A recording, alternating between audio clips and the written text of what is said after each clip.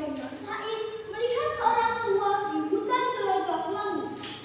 Ia kemudian mengejar orang tua tersebut karena tertarik pada tongkatnya. "Berhenti, Pak Tua!" dengan napas terengah. "Ada apa, anak muda?" "Aku menginginkan tongkatmu, Pak Tua. Tongkat itu kelihatan bagus dan harganya mahal." "Tongkat ini tongkat kayu, anak muda, dan tidak ada harganya. Untuk apa kamu mencari harta seperti itu, anak muda? Akan kubagikan pada rakyat yang membutuhkan."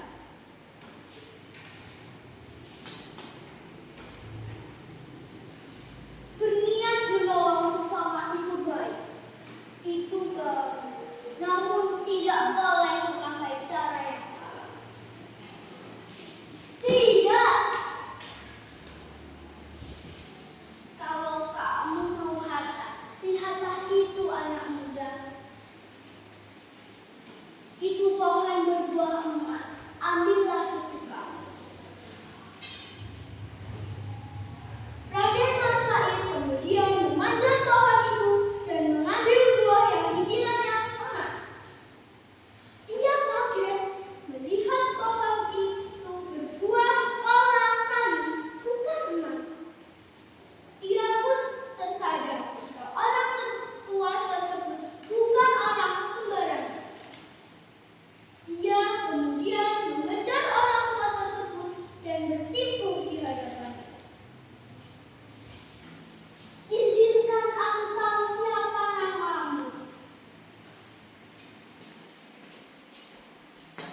"Orang-orang menyebutku Sunan Bonang."